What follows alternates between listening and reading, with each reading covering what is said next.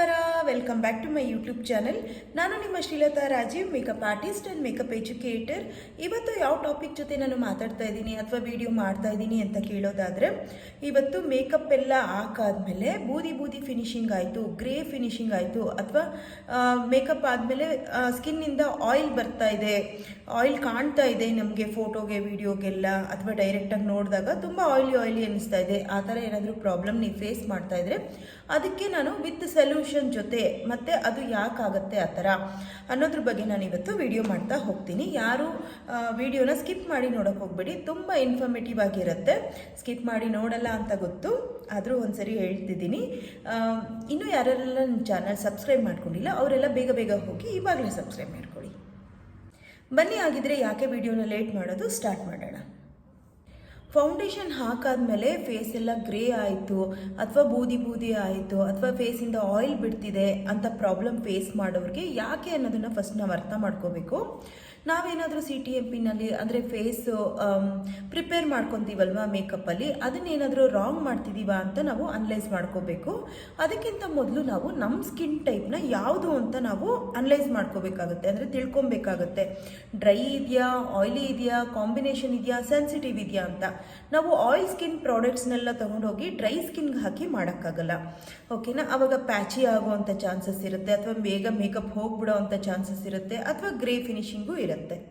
Okay, ಇವಾಗ ನಮಗೆ ಗೊತ್ತಾಯಿತು. ಆ ಸ್ಕಿನ್ನ ನಾವು ಅನಲೈಸ್ ಮಾಡಿಕೊಂಡು ಆಮೇಲೆ CTMP ಪ್ರಾಡಕ್ಟ್ಸ್ನ ನಾವು ಸೆಲೆಕ್ಟ್ ಮಾಡ್ಕೋಬೇಕಾಗತ್ತೆ. ಇನ್ನೊಂದು ಏನಿರುತ್ತೆ ಇದಕ್ಕೆ ರೀಸನ್ ಅಂದರೆ, ಫೇಸ್ ಮೇಲೆ ಹೇರ್ ಇರುತ್ತೆ, ನಾವು ಅದನ್ನು ಅಬ್ಸರ್ವ್ ಮಾಡಿರಲ್ಲ. ಕೆಲವೊಂದು ತುಂಬ ಚಿಕ್ಕ ಹೇರು ಇರ್ಬೋದು, ನಾವು ಅದು ನೋಡಿರಲ್ಲ, ಫೌಂಡೇಶನ್ನ ಹಾಕ್ಕೊಂಡು ಬಿಡ್ತೀವಿ. ಫೌಂಡೇಶನ್ ಹಾಕಾದ್ಮೇಲೆ ನಮಗೆ ಫೌಂಡೇಶನ್ನು ಸ್ಕಿನ್ನಿಗೆ ಮಾತ್ರ ನಮಗೆ ಮಾಡಿರ್ತಾರೆ, ಅಂದರೆ ಕ್ಲಿಯರ್ ಸ್ಕಿನ್ಗೆ ಫೌಂಡೇಶನ್ನು ನೀಟಾಗಿ ಕೂತ್ಕೊಳ್ಳುತ್ತೆ, ಆದರೆ ಯಾವುದೇ ಕಾರಣಕ್ಕೂ ಹೇರ್ ಮೇಲೆ ಕೂತ್ಕೊಳ್ಳಲ್ಲ. ಆವಾಗ ನಮಗೇನಾಗುತ್ತೆ, ಎಲ್ಲ ಮೇಕಪ್ ಆದಮೇಲೆ ಬ್ಲ್ಯಾಕ್ ಕಾಣುತ್ತೆ, ಯಾಕಂದರೆ ಹೇರ್ ಕಲರ್ ಬ್ಲ್ಯಾಕೇ ಅಲ್ವಾ, ಆದ್ದರಿಂದ ಬ್ಲ್ಯಾಕ್ ಕಲರ್ ಕಾಣೋ ಚಾನ್ಸಸ್ ತುಂಬಾ ಇರುತ್ತೆ. ಸೊ ಬೆಟರ್ ಅಂದರೆ ನಾವು ಪ್ರಿಪ್ರೇಷನ್ ಮಾಡ್ಕೊತೀವಲ್ವಾ, ಆವಾಗಲೇ ಹೇರ್ನ ರಿಮೂವ್ ಮಾಡಿ ಆಮೇಲೆ ನಾವು ಮೇಕಪ್ನ ಸ್ಟಾರ್ಟ್ ಮಾಡೋದ್ರಿಂದ ಈ ಬ್ಲ್ಯಾಕ್ ಆಗೋದನ್ನು ಅವಾಯ್ಡ್ ಮಾಡ್ಬೋದು. ಮೇಕಪ್ಪು ಬ್ಲ್ಯಾಕ್ ಆಗೋದಕ್ಕೆ ಇನ್ನೂ ಒಂದು ರೀಸನ್ ಏನು ಅಂತ ನೋಡೋದಾದರೆ, ಫೌಂಡೇಶನ್ನು ಆಕ್ಸಿಡೈಸ್ ಆಗುತ್ತೆ, ಅಂದರೆ ಸ್ಕಿನ್ನಲ್ಲೇ ಒಂದು ನ್ಯಾಚುರಲ್ ಆಗಿ ಆಯಿಲ್ ಇರುತ್ತೆ, ಅದ್ರ ಜೊತೆ ಫೌಂಡೇಶನ್ನು ಮಿಕ್ಸ್ ಆದಾಗ ಒಂದು ಶೇಡು ಅಥವಾ 2 ಶೇಡು ಡಾರ್ಕರ್ ಆಗುತ್ತೆ. ಇದನ್ನೇ ನಾವು ಆಕ್ಸಿಡೈಸ್ ಅಂತ ಹೇಳ್ತೀವಿ. ಇದನ್ನು ಫೌಂಡೇಶನ್ನ ನಾವು ಮೊದಲೇ ಚೆಕ್ ಮಾಡಿಕೊಂಡು ಆಮೇಲೆ ನಾವು ಯೂಸ್ ಮಾಡ್ಕೋಬೇಕಾಗತ್ತೆ, ಅಂದರೆ ಎಷ್ಟು ಮಟ್ಟಿಗೆ ಅದು ಆಕ್ಸಿಡೈಸ್ ಆಗುತ್ತೆ ನೋಡಿಕೊಂಡು ನಾವು ಸೆಲೆಕ್ಷನ್ ಮಾಡ್ಕೋಬೇಕಾಗತ್ತೆ.